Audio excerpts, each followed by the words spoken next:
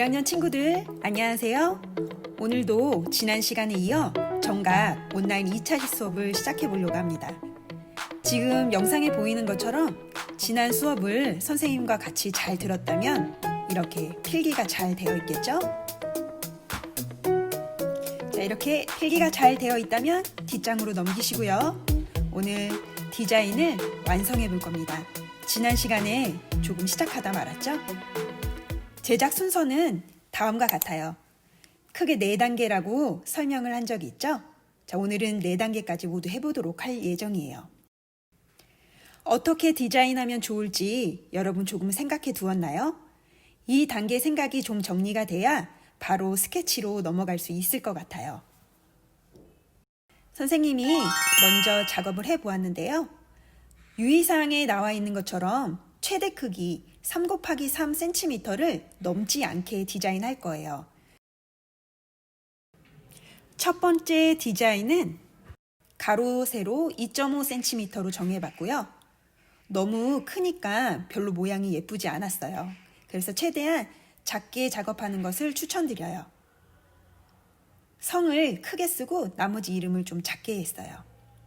그리고 선생님은 이번에 글씨를 양각으로 팔 거라 글씨를 두껍게 만들고 있어요. 어떻게 디자인할지도 중요하지만 양각으로 팔 건지 음각으로 팔 건지에 따라서 또 디자인이 달라질 수 있으니 그걸 먼저 결정하는 것도 좋은 방법이라고 생각합니다. 양각은 글자를 남기고 배경 부분을 파내는 거라고 했죠? 그렇기 때문에 글자가 너무 가늘게 되면 파는 과정에서 글자를 손상시킬 수가 있어요. 그래서 조금 두껍게 글자를 작업하는 것이 훨씬 더 유리합니다. 글자가 충분히 두꺼워졌죠? 그리고 또 하나, 양각으로 팔 경우에는 이렇게 테두리를 만들어주는 것이 나중에 인주를 묻혀 찍었을 때 잘 찍히는 비결이기도 합니다. 여러분도 혹시 양각으로 팔 계획이 있다면 테두리 만드는 것을 추천합니다. 선생님은 여러분에게 선명하게 보여주기 위해서 이렇게 색을 칠하는데요. 굳이 칠하지 않아도 상관은 없습니다. 이번에는 디자인을 조금 바꿔서 동그란 정각을 만들어 볼 거예요. 그리고 이번엔 음각으로 팔 예정입니다. 동그라미를 그려주고요. 완전한 구가 아니어도 상관없겠죠. 그리고 동그라미 안에 이번에는 성을 제외하고 이름을 한번 써봤어요. 현진.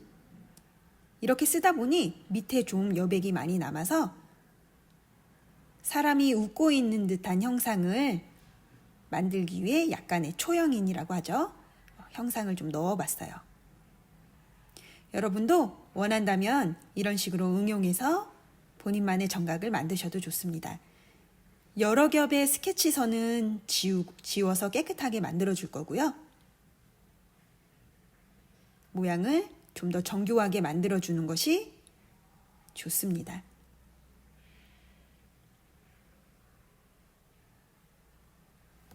밑에 스마일 표시가 보이시나요?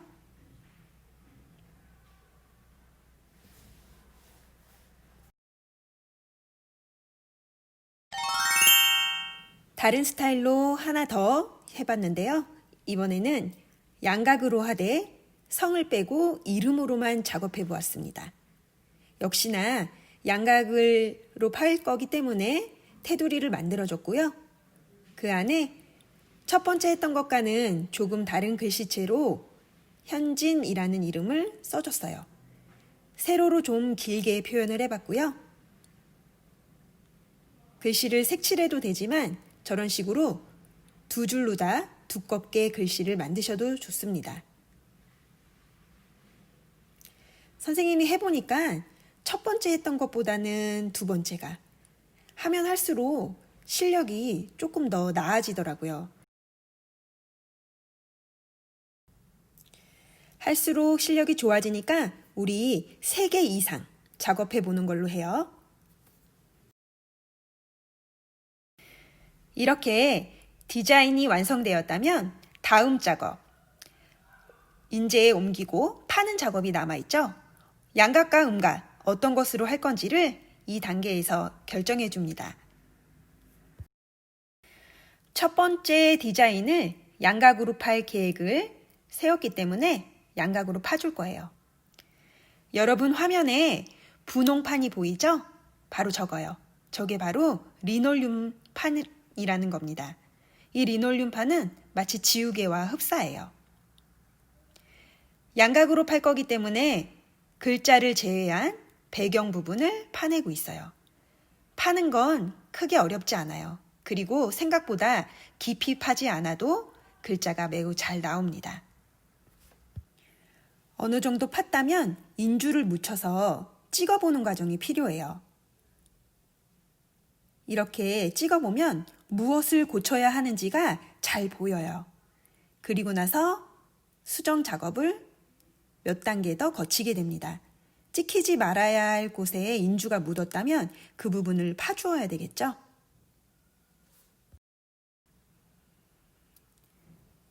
불필요한 곳을 제거해 주고요. 또다시 인주를 묻혀 찍어봅니다.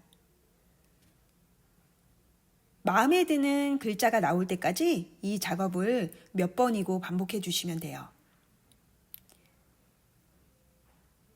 동그란 정각은 음각으로 팔 거기 때문에 글자를 파내는 겁니다. 지금 검정색 부분에 글자와 웃는 형상을 파내면 되겠죠.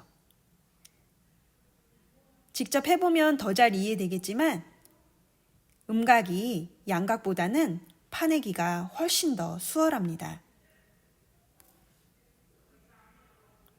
배경을 파내는 것과 글자만 파내는 것은 차이가 분명히 있죠.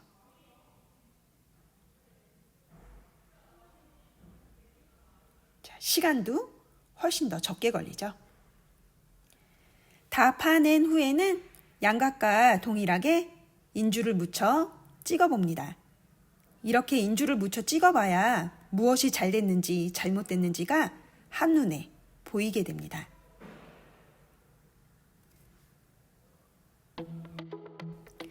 다 된 작품들을 흰 종이 위에 한번 찍어볼게요. 보면서 여러분 디자인에도 힌트가 좀 되었으면 좋겠고요. 양각으로 팔 건지 음각으로 팔 건지도 한번 생각해 보세요. 음각으로 판 전각이고요.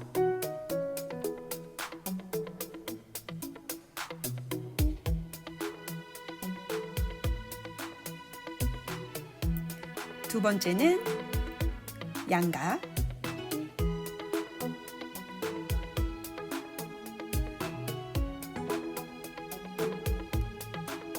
마지막 작품도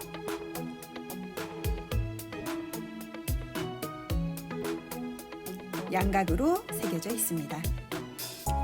지금 작업은 학교에 등교하면 바로 시작할 거예요. 여러분은 학습지 뒷면에 있는 디자인, 자신만의 전각 디자인을 해오시면 됩니다. 선생님이 한 것처럼 여러분도 다양한 방법으로 여러분만의 이름을 디자인해 보세요. 하면 할수록 실력이 더 늘어납니다.